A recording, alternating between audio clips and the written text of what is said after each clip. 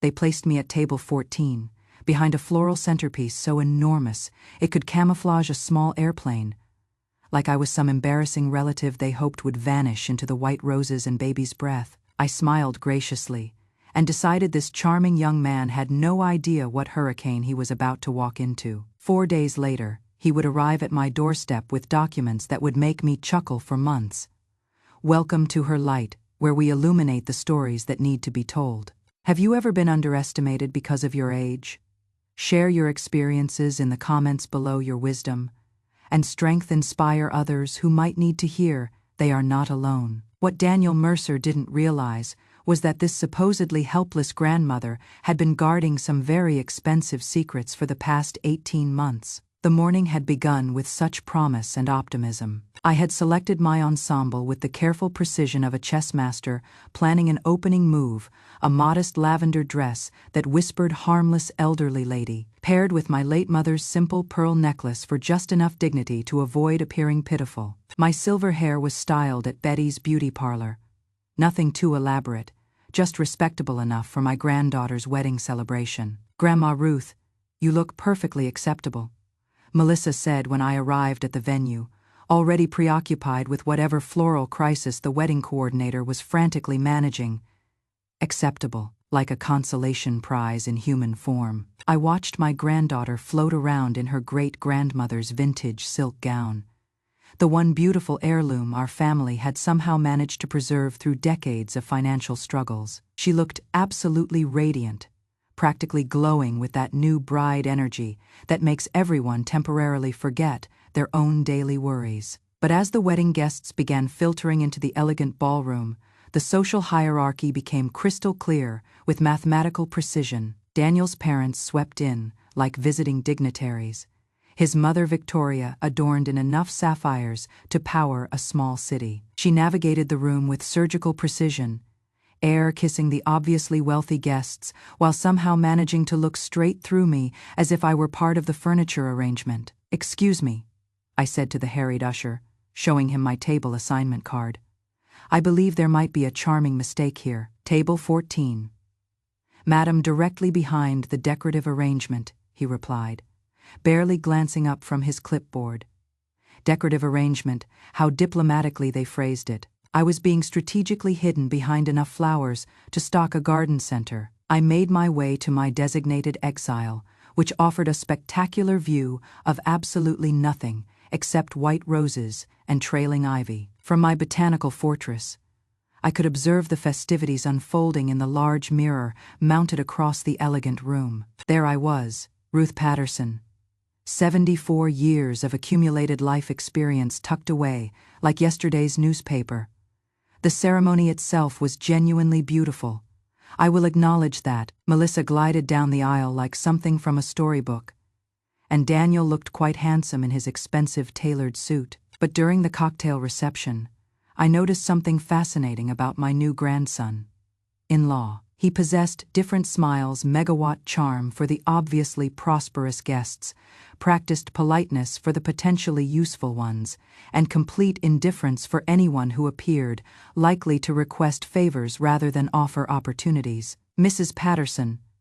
I turned to find Daniel himself approaching, armed with his most dazzling smile, the one clearly reserved for people he intended to manipulate. "Isn't this absolutely magical?" he said, gesturing at the reception, like he would personally orchestrated the evening lighting. "You must be practically bursting with grandmother pride." "Oh, I am practically vibrating with familial joy," I replied, my voice sweeter than saccharin.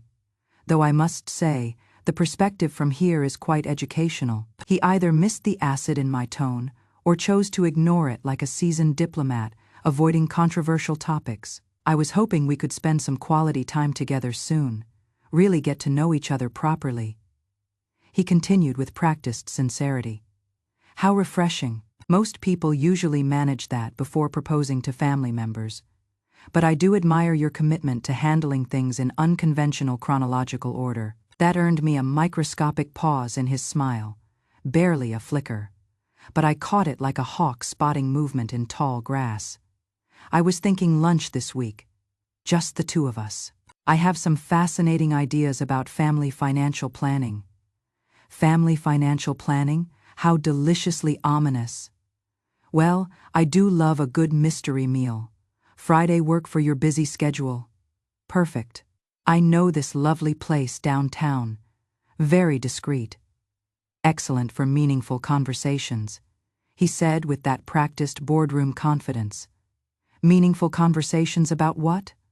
I wondered. My thrilling knitting circle gossip?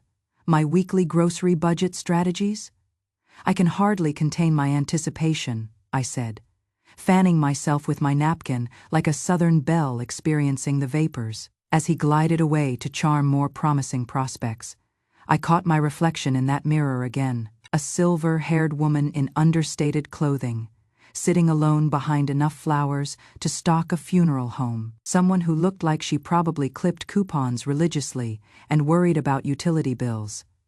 Exactly the image I had been carefully cultivating for 18 months. During the granddaughter dance, I slipped away to freshen up in the marble ladies' restroom. In that luxurious sanctuary, I touched up my lipstick and practiced my harmless elderly grandmother expression in the mirror. When I returned to my floral hideaway, Daniel was charming the elderly couple seated next to me, the Williamses from Harold's old accounting firm. They were absorbing his attention, like it was wedding champagne.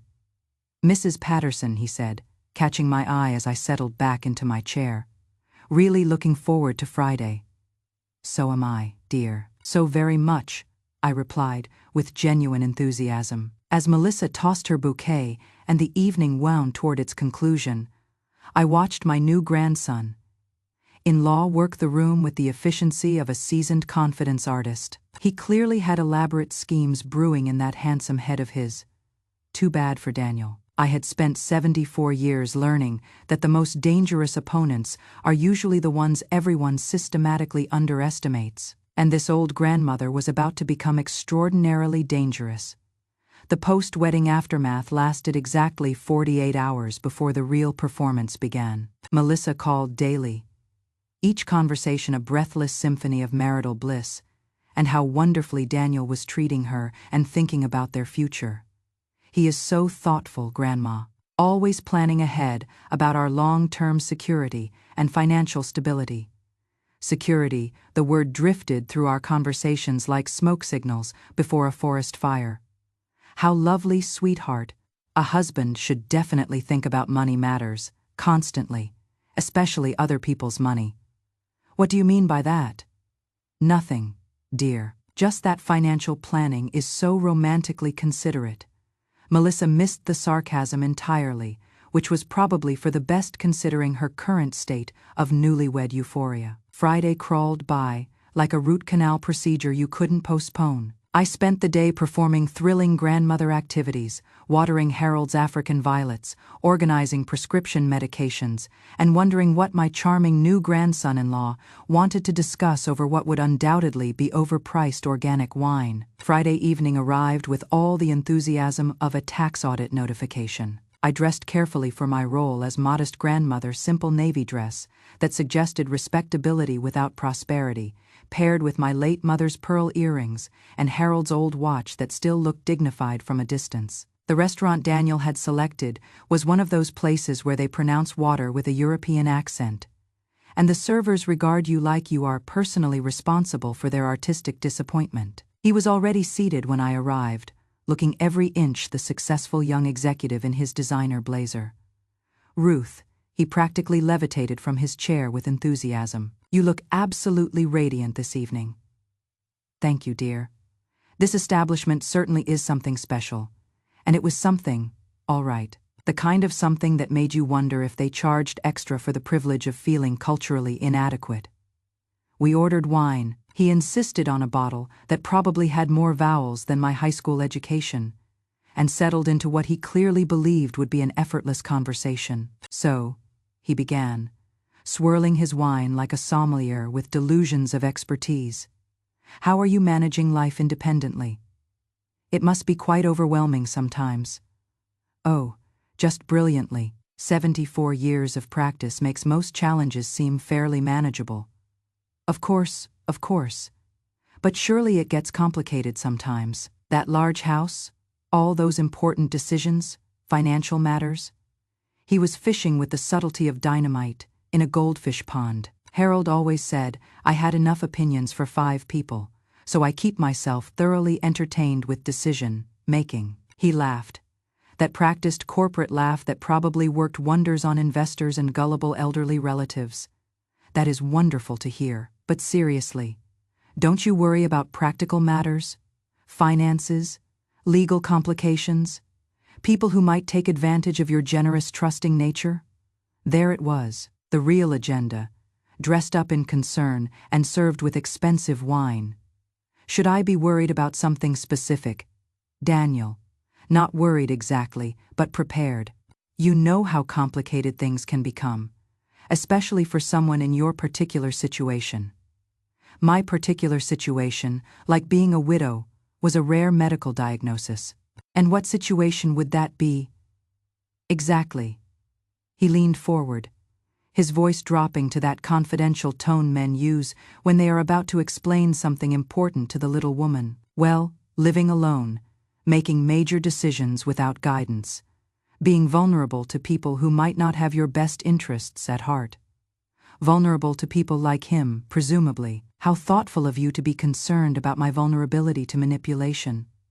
I have actually been consulting with my attorney about protective measures for people in situations exactly like yours. Protective measures. How delightfully patronizing. What kind of protection are we discussing? He reached into his jacket with the flourish of a magician revealing his best trick. Out came a manila folder, which he placed on the table like it contained the secrets of the universe. Just some basic paperwork, nothing dramatic, simply safeguards in case you ever need assistance making important decisions. I opened the folder with the enthusiasm of someone handling a venomous spider. Power of attorney forms, financial oversight, authorization, medical decision, making authority complete control, disguised as loving concern. This is quite comprehensive and thorough. My lawyer specializes in elder care protection. He has handled many cases exactly like yours. Cases like mine. I was apparently a case study now in his legal practice. How fascinating. And Melissa is aware of this thoughtful initiative. She thinks it is brilliant. Really, Ruth, we just want to ensure you are protected from anyone who might take advantage of your trusting nature. My trusting nature. The young man really had done his research. Protected from whom specifically? Oh, you know, dishonest contractors, questionable investment advisors, distant relatives who might suddenly become very interested in your welfare. Relatives who might suddenly become interested. The irony was so thick you could serve it for dessert. How remarkably prescient of you to anticipate such problems. It is just common sense. These arrangements are much easier to establish before any complications develop. Complications like me maintaining control of my own life and assets. I see, and this needs to be handled quickly. Because timing matters with these legal arrangements. The longer you wait, the more questions might arise about your capacity to make such important decisions. My capacity, he was already laying groundwork for declaring me mentally incompetent. Well, I said, closing the folder and placing my hands on top of it like I was blessing a prayer book. This certainly requires very careful consideration. Relief flooded his face like he had just landed a major business contract. Of course, take all the time you need, though my attorney did emphasize that prompt action would be advisable. Prompt action, before I had time to think clearly or consult anyone with functioning brain cells. I will definitely want to review this with my own legal counsel. His smile flickered like a candle in a strong wind. Your own lawyer? Oh yes, I know it seems silly, but I would feel more comfortable having someone explain it in terms my simple mind can grasp. Ruth, I really think we should finalize this tonight. These matters work best when handled efficiently. Efficiently, before I had time to realize I was being systematically robbed. I am sure your notary will understand that important decisions shouldn't be rushed. My what? Your notary, you did bring one, didn't you? You seem so prepared for everything else." The mask slipped completely. For just a moment, I saw the predator underneath the charming exterior. "How did you know about the notary?" "Lucky guess. You strike me as someone who plans ahead meticulously." Daniel stared at me for a long moment, probably trying to determine if I was genuinely naive or actively resisting his carefully planned con. "Of course," he said finally. "Take all the time you need to consider it properly." But his eyes said something entirely different. His eyes said he was done playing games with the harmless old grandmother. Too bad for Daniel. The harmless old grandmother was just getting started playing games with him. The weekend passed with deceptive calm, but I could feel Daniel's impatience crackling through the phone lines like static electricity during a thunderstorm. Melissa called twice, both times casually inquiring about that helpful paperwork Daniel showed you. Still mulling it over. "Sweetheart, Grandma, he is just trying to help. He knows so much about legal things and financial protection." Legal things like theft was just another item on a professional development checklist. Monday morning brought a call that confirmed my suspicions about my charming grandson. "In law's true nature. Ruth, it is Daniel. I hope you have had time to think about our discussion." "Oh, I have been thinking about very little else." "Wonderful. I was hoping we could meet again this week. I have some additional information that might help clarify things." Additional information, more sophisticated lies. Presumably. How thoughtful. Same restaurant. "Actually, I was thinking somewhere more private. Maybe your home. I could bring some documents that would be easier to review in a comfortable setting. My home, where he could pressure me without witnesses." "What kind of documents?" "Just some examples of how these arrangements have helped other families. Success stories, you might say. Success stories about elderly people who had surrendered their independence to charming predators." "That sounds absolutely fascinating." "Wednesday evening? Perfect. Around 7? Wednesday couldn't arrive fast enough. I spent the intervening days doing what I did best, observing and planning. If Daniel wanted to play games in my house, I would make sure the game was rigged completely in my favor." Wednesday evening, I prepared for battle. Simple gray dress, minimal jewelry, the perfect costume for a woman about to spring a very expensive trap. Daniel arrived precisely at 7, armed with his briefcase and his most trustworthy smile. "Ruth, thank you so much for agreeing to meet here. I know this whole situation can feel overwhelming." "Oh, I am not overwhelmed at all. I am actually finding it quite educational." He settled into my living room like he belonged there, spreading documents across my coffee table with practiced efficiency. "I brought some case studies of families who have benefited from these arrangements. I think you will find them very reassuring." "How thoughtful." "But before we discuss other people's stories, I have some questions about your story." "My story?" "Yes. I am curious about your background, your qualifications for managing other people's lives." His confident expression flickered slightly. "Well, I have extensive business experience." "In what field?" "Investment, management, primarily. For which firm? I work independently now." "And before that?" "Various positions in financial services." "Various positions. How delightfully vague. How long have you been advising elderly people about their financial decisions?" "I wouldn't call it advising. Exactly, more like protective planning." "And how many elderly people have you protected?" "A few families who needed guidance." "Guidance they requested, or guidance you suggested they needed?"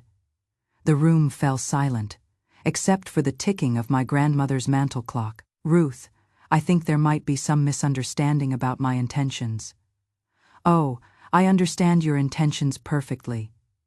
What I am curious about is your methods." "My methods for identifying vulnerable targets, for gaining their trust, for convincing them to sign away their rights." "I would never what, Daniel?" "Never target elderly widows, never manipulate them with false concern, never steal their independence under the guise of protection. His mask was cracking like old paint in the sun. "You are making serious accusations." "I am making serious observations. About a serious predator who made a serious mistake." "What mistake?" I smiled, channeling every ounce of steel Harold had ever seen in me, assuming I was just another helpless grandmother. "Ruth, I think you are confused." "I am not confused at all. I know exactly what you are trying to do. The question is whether you know what I am about to do."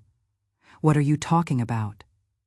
"I am talking about the fact that I have been recording this conversation. I am talking about the private investigator who has been documenting your activities. I am talking about the attorney who is preparing criminal charges." The color drained from his face, like someone had pulled a plug. "You cannot prove anything. I can prove everything. Your financial troubles, your debts, your pattern of targeting elderly women, all of it? That is impossible, is it? Tell me, Daniel, how much do you owe in gambling debts?" He went very still. "How do you know about that? I know everything about you, including the fact that you are not my first admirer." "What do you mean?" "I mean you are not the first charming young man who has tried to separate me from my assets. The difference is, this time I was prepared." "Prepared how?" I stood up, my voice dropping to a whisper that could cut glass. "Prepared to destroy anyone who tries to steal what my husband spent 45 years building. You don't understand. I am desperate.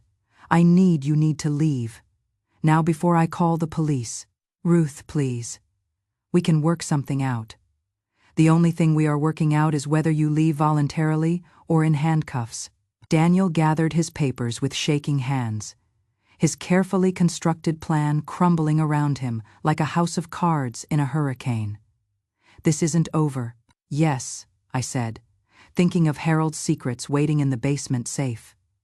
"It is." After he left, I poured myself a glass of Harold's best wine and sat in my quiet kitchen. Tomorrow, I would go down to the basement and open that old safe. Tomorrow, I had learned exactly what weapons my husband had left me. Tonight, I would savor the look of panic in Daniel Mercer's eyes when he realized he had chosen the wrong grandmother to mess with. Some predators learn too late that sometimes the prey has bigger teeth than the hunter. Thursday morning, I stood at the top of my basement stairs holding Harold's key, my heart pounding with anticipation and dread. For 18 months, I had avoided this moment, too grief-stricken to face whatever secrets my husband had left behind. Daniel Mercer had just given me an excellent reason to overcome my reluctance. The basement smelled like old documents and Harold's aftershave, the scent still clinging to his clothes hanging in the corner wardrobe. His desk sat exactly as he had left it. Crossword puzzles, coffee-stained coasters, the reading glasses he had worn for 30 years. The safe was hidden behind a panel I had never noticed, camouflaged to look like part of the concrete foundation wall. Harold had always been cleverer than he let on. Inside, I found documents that made my hands shake, like autumn leaves.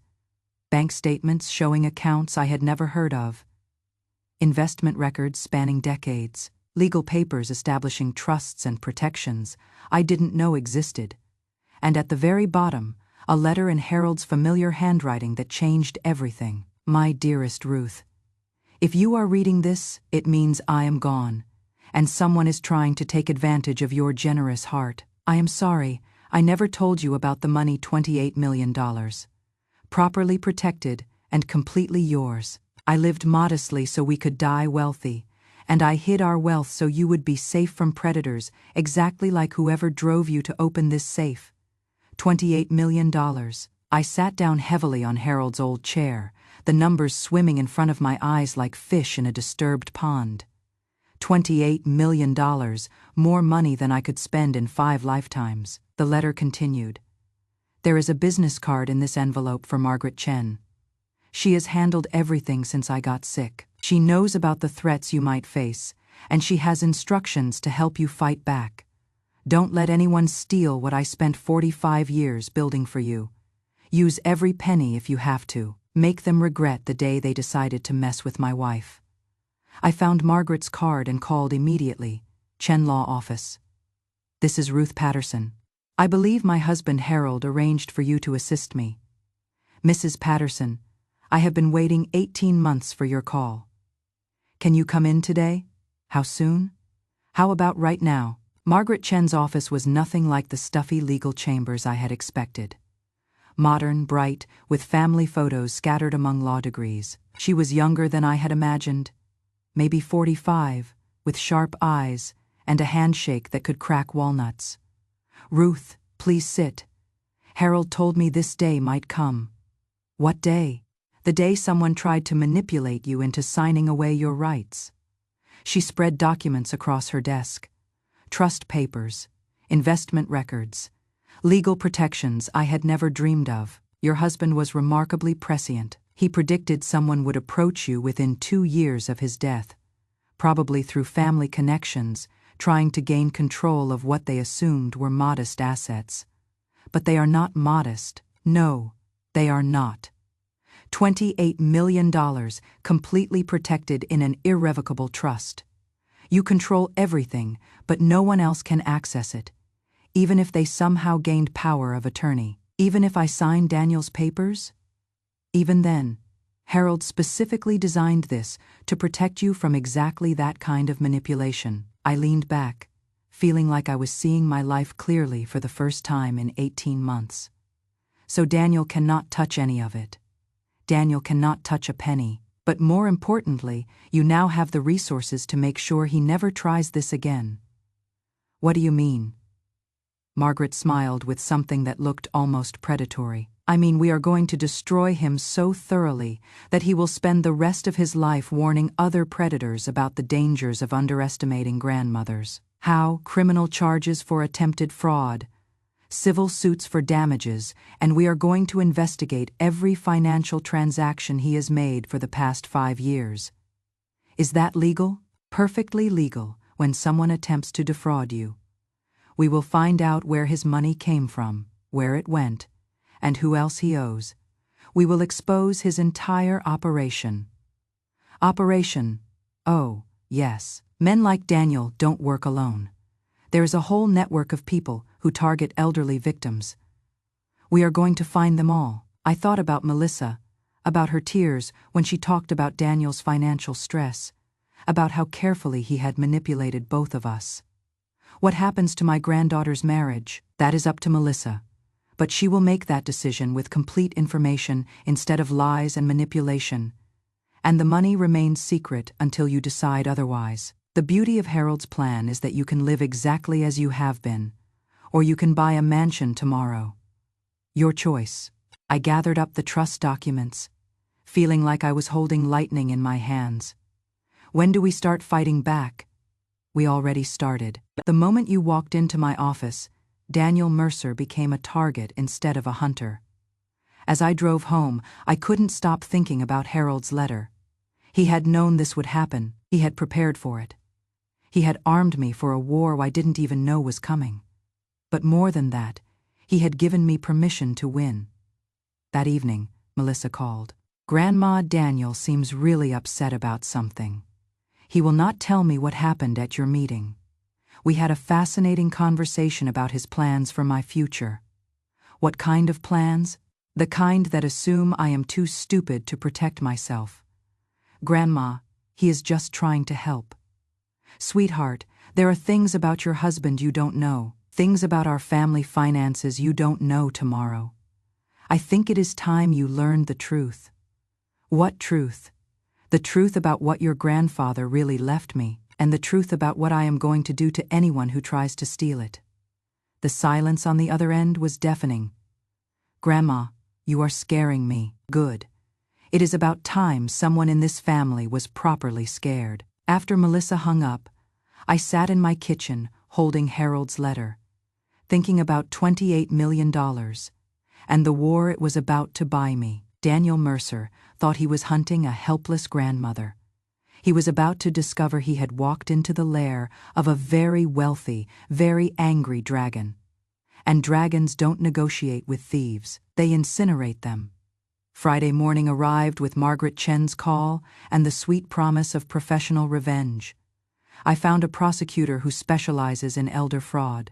She wants to meet with you today. How soon? This afternoon. She is very interested in Daniel's case. Why? Because she thinks he is part of a larger operation. If we can prove that, we can bring down the entire network. The afternoon meeting took place in the district attorney's office, where I met Detective Sarah Walsh, a sharp-eyed investigator who looked like she ate financial fraud for breakfast. Mrs. Patterson, tell me about your grandson. In-laws approach. I walked her through every conversation, every manipulation, every carefully crafted lie Daniel had fed me and Melissa. Classic pattern, she said, making notes. Family connection, financial pressure, urgency to sign documents. He has done this before. How can you tell? Because amateurs make mistakes. Daniel knew exactly which emotional buttons to push, which legal phrases to use, how to structure the timeline. This is his profession. So what do? We set a trap, make him think he is won, then document everything he does next. Margaret leaned forward. What kind of trap? Mrs. Patterson calls him, says she is reconsidered, wants to move forward with signing the papers. We record everything. His response, his instructions, his timeline. And then we arrest him, the moment he brings a notary to witness the signing. I smiled, thinking of Daniel's desperation, his gambling debts, his absolute certainty that he had manipulated a helpless grandmother. When do we spring this trap? Monday. That gives us the weekend to set up recording equipment and coordinate with the police. Saturday, I spent the day preparing for the performance of my life, practicing my grateful grandmother voice, rehearsing my lines about feeling safer with Daniel's protection. Sunday brought Melissa, looking worried and confused. Grandma, Daniel has been acting strange. He keeps asking about Grandpa's finances, about whether you might have hidden accounts or investments. What did you tell him? That I don't know anything about your money. But Grandma, why is he so interested?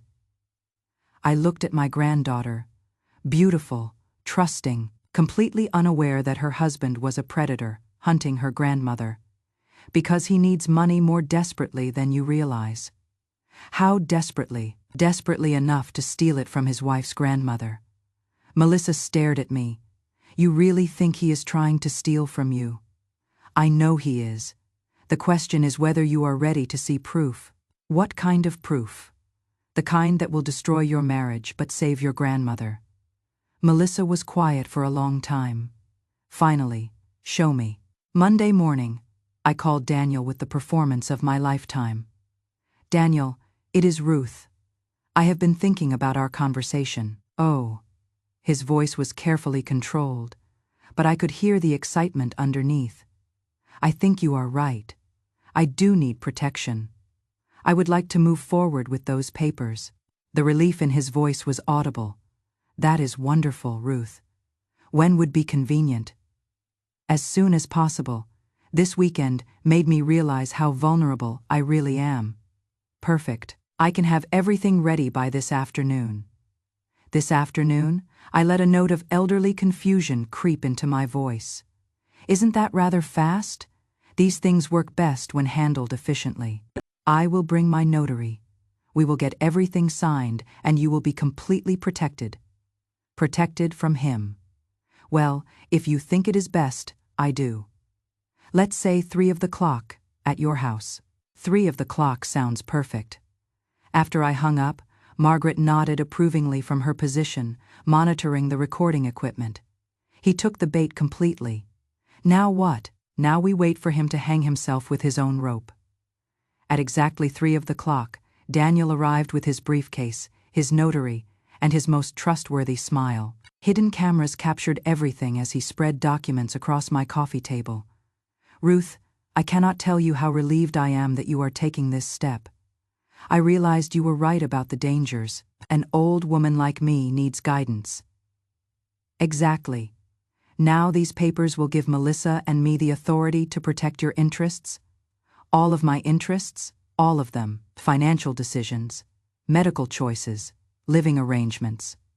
Everything. Living arrangements, he was already planning to warehouse me somewhere convenient. And this needs to be notarized today because delays create complications. The sooner we get this in place, the sooner you are protected. I picked up the pen, letting my hand shake slightly. This is quite overwhelming. I know it seems complicated, but trust me, this is the best thing for everyone. Trust him, the man who was stealing my life while promising to protect it.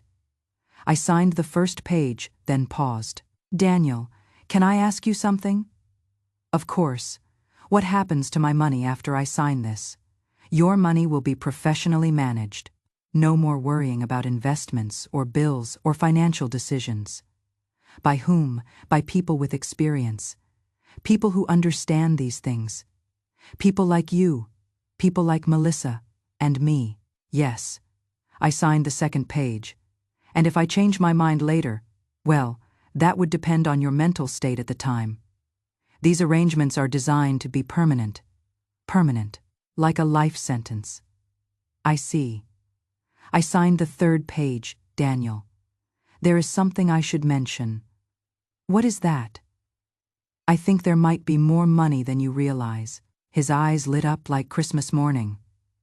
More money? Harold may have had some accounts I didn't know about. Hidden investments, perhaps. How much more money, Ruth? And there it was, the greed, the desperation, the absolute confirmation that this was never about protecting me. I am not sure. Maybe significant amounts. Daniel's hands were actually shaking now. Significant how? Well, I said, setting down the pen without signing the final page. That is where things get interesting. What do you mean? I smiled, thinking of $28 million and the trap we had just sprung. I mean, you are under arrest, Daniel. You have the right to remain silent. The police emerged from their hiding places as Daniel's face went white, with shock and terror. You cannot. I can. I did. And now you are going to learn what happens to predators who hunt the wrong prey. As they led him away in handcuffs, I heard him screaming about entrapment and legal challenges, but all I heard was the sound of justice being served with a $28 million side of revenge. The news broke that evening, local businessmen arrested in elder fraud sting operation. Daniel's perp walk played on every channel, his face a mask of disbelief and rage. Melissa called, sobbing. Grandma, what have you done? I have protected myself from your husband's attempt to steal my independence and my assets. But the arrest, the charges, this will destroy him. Good, that was the point. How can you be so cold? How can you defend a man who was systematically planning to rob your grandmother? Melissa showed up an hour later, her eyes red from crying. I sat her down and played the recording of Daniel's confession. Every greedy word, every calculated manipulation. Every moment he had revealed his true nature. He was going to put me in a nursing home. Sweetheart. He was going to steal everything your grandfather left me and convince everyone I was too senile to object. But he loves me. He loves what he thought you could get him. There is a difference. I showed her the financial records Margaret had uncovered, the gambling debts, the fake business ventures, the systematic targeting of elderly widows. This isn't his first time, Melissa. You are married to a professional predator. She stared at the evidence, her face cycling through denial, anger, and heartbreak. What am I supposed to do now? Whatever you want, but you will do it with complete information, not with lies and manipulation. The trial began 6 months later. Daniel's lawyer tried every defense in the book. Diminished capacity, entrapment, family misunderstanding. Nothing worked. The evidence was overwhelming. The recordings were damning. The pattern of targeting elderly victims was undeniable. When they played the audio of Daniel discussing my mental state and his plans for permanent control of my assets, even his own lawyer looked disgusted. The jury deliberated for 32 minutes, guilty on all counts. At sentencing, the judge looked down at Daniel with contempt. Mr. Mercer, you systematically targeted vulnerable elderly people, destroyed their independence, and stole their life savings. You preyed on trust, exploited family relationships, and showed no remorse for the lives you destroyed. The court sentences you to 15 years in federal prison. 15 years. Daniel would be 50 when he got out, assuming anyone would hire an ex-convict with an elder fraud conviction. As they led him away, he looked at me with pure hatred. "This isn't over, old woman." I smiled sweetly. "Yes, it is." After the trial, Margaret and I celebrated at the same restaurant where Daniel had first tried to manipulate me. "You realize you have become something of a legend in elder law circles," she said, raising her wine glass. "How so?" "You are the grandmother who fought back and won. You have inspired other victims to come forward, other families to question suspicious relatives. Good, no one should suffer what Daniel planned for me. What is next for you?" I thought about Melissa, rebuilding her life with hard-won wisdom. I thought about the other victims Daniel had destroyed over the years. I thought about Harold's trust and the power it gave me to protect people who couldn't protect themselves. Next, I make sure this never happens to anyone else. How? By using every resource at my disposal to hunt down predators before they find their next victim.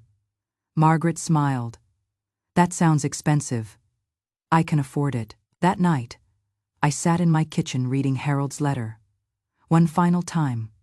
He had known this day would come. He had prepared me for it. He had given me the weapons to win a war I didn't even know was being fought. But more than that, he had given me permission to be dangerous. Daniel Mercer had learned too late that some grandmothers bite back, and some bites are fatal. The years that followed transformed me from a quiet widow into something I had never expected to become a protector. Using Harold's trust, I funded a comprehensive elder fraud prevention program that helped law enforcement agencies across 3 states identify and prosecute predators before they could destroy more lives. Margaret became my partner in this mission, and together we created a network of resources that turned vulnerable elderly people into educated, protected citizens who knew their rights and had the legal support to defend them. Melissa eventually remarried, this time to a kind teacher who loved her for who she was rather than what she might inherit. She often brought her children to visit, and I made sure they grew up understanding that kindness and strength weren't opposites, but partners. Daniel served his full sentence. When he was finally released, he found a world that remembered his name for all the wrong reasons. The elder fraud conviction followed him everywhere, making employment nearly impossible and relationships toxic. Sometimes, I think about that wedding day, about sitting behind those enormous flower arrangements, while Daniel plotted to steal my independence. He saw a helpless grandmother hiding behind white roses. He had no idea he was looking at a dragon who simply hadn't found a reason to breathe fire yet. Harold's $28 million had bought the most expensive lesson in criminal justice history: never underestimate a widow with unlimited resources and a very good lawyer. If this story speaks to you, if you have ever felt underestimated because of your age or dismissed because others saw you as vulnerable, remember that your wisdom is your weapon, and your experience is your armor. Share this story. If it touched your heart, someone else might need to hear that it is never too late to fight back, that feeling invisible doesn't mean you are invisible, and that sometimes the most dangerous opponents are the ones everyone underestimates. What would you do with the power to protect others? Tell us in the comments below, and remember to subscribe to Her Light for more stories that illuminate the strength and courage that live within us all. Regardless of our age, your light matters. Let it shine bright enough to warn away those who would try to dim it.